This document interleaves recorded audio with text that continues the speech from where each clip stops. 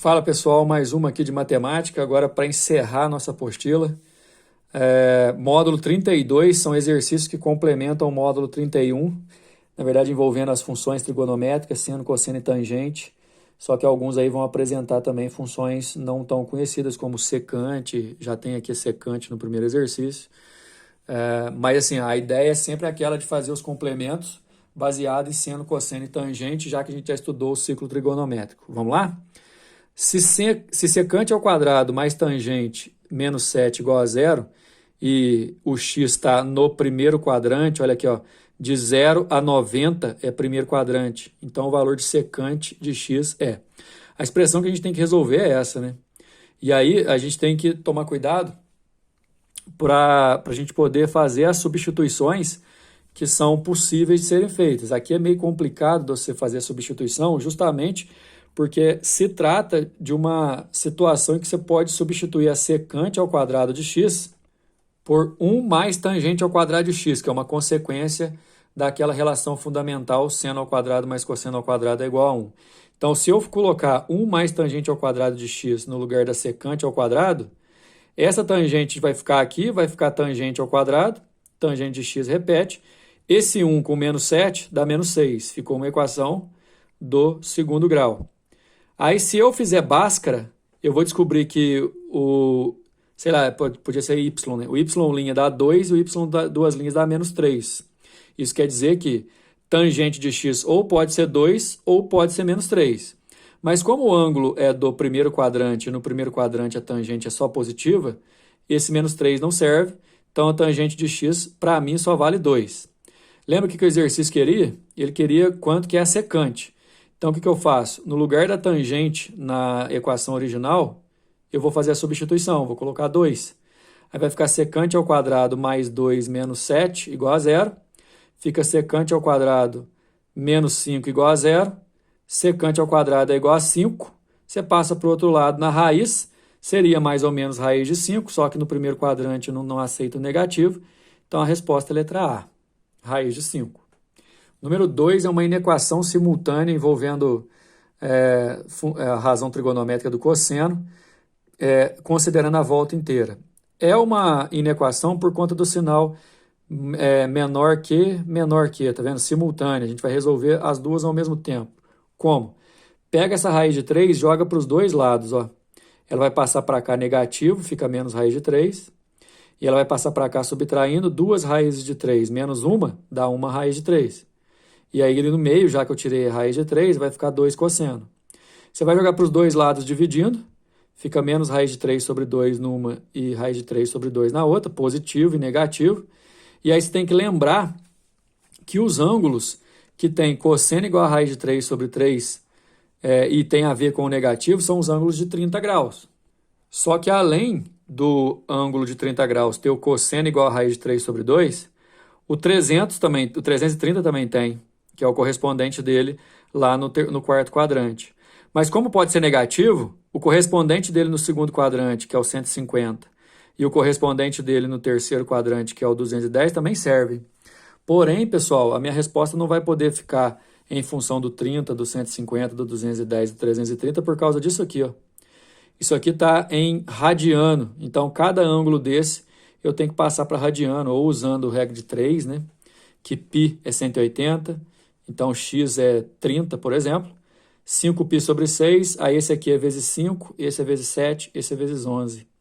Só que aí, como ele quer que fique entre os dois, o que está entre raiz de 3 sobre 2 positivo e raiz de 3 sobre 2 negativo, são esses valores que estão achurados aqui, ó. Todos esses ângulos vão ter o cosseno entre esses dois valores. Ou seja, são dois intervalos, né? Com o x entre 30 e 150, ou o x entre 210 e 330. É a nossa resposta. Número 3, resolva a equação seno ao cubo de x menos seno de x igual a zero na primeira volta inteira. Aí a gente vai ter que fazer o seguinte, está evidente aqui que você tem que colocar o fator comum em evidência, que é o seno de x. Colocando seno de x em evidência, seno ao cubo dividido por seno dá seno ao quadrado, e menos seno dividido por seno dá menos 1. Eu tenho duas partes da expressão, o seno de x que está de fora, que é igual a zero, e o seno ao quadrado de x menos 1 que está dentro, que eu também posso igualar a zero.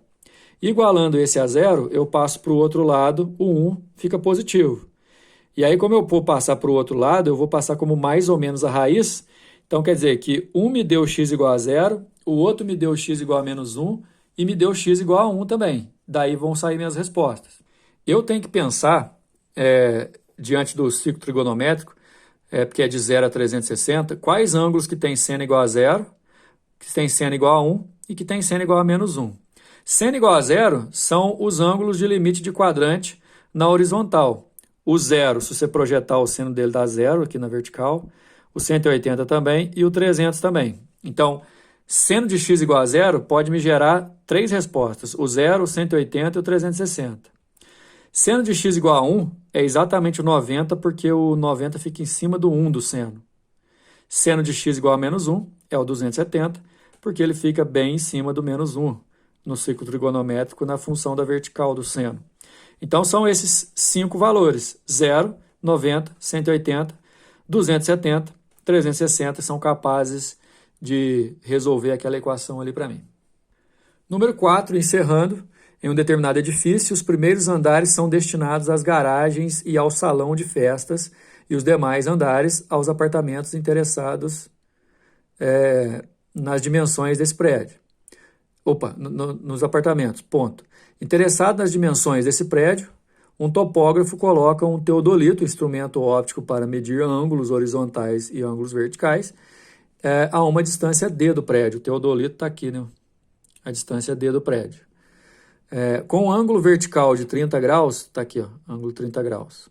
Esse topógrafo observou que o prédio, o primeiro piso fica a uma altura de 11,80 metros, aqui, ó. 11,80 metros deu aqui. E outra coisa, tem 1,70 do teodolito aqui, tem que tomar cuidado. E com o ângulo vertical de 60 graus, ele viu lá o topo, avistou o topo do edifício conforme a figura abaixo. Então, com o ângulo de 30 graus, ele conseguiu achar o primeiro andar, a 11 metros e 80 centímetros. Com o ângulo de 60 graus, ele conseguiu achar o topo do prédio. De acordo com esses dados e sabendo que a luneta do teodolito tem 1,70 de altura, a gente vai ter que colocar isso aqui na conta final, qual que é a altura do edifício? Bom, se você olhar para esse triângulo aqui de baixo, ó, cujo ângulo é 30 graus, você tem a distância D, que é o cateto adjacente, e a altura de 11,80, menos 1,70, obviamente, que é o nosso cateto oposto. 11,80 menos 1,70 dá esse 10,1 aqui, ó. E aí a tangente de 30 é o cateto oposto, 10,1, sobre o adjacente, que é o D. E a tangente de 30 vale raiz de 3 sobre 3. Você vai multiplicar cruzado aqui, ó, e conseguir achar um valor para o D. Aqui depois, tangente de 60, que a gente vai usar, é o mesmo cateto adjacente, que vale D, e a altura total, que eu não sei, certo? Que o exercício, inclusive, está chamando de H, só que aí é H menos 1,70 também, porque está considerando a altura do teodolito. Ok? Aí na hora que eu multiplicar cruzado aqui, vai dar raiz de 3 vezes D igual a H menos 1,7. E aqui raiz de 3 vezes D igual a 30,3. Aí eu vou poder igualar esses dois valores, resolvendo a equação, que vai ser uma equaçãozinha de primeiro grau, passando para lá. 32 metros, a nossa resposta é a letra E. Beleza? Finalizando aqui. Valeu!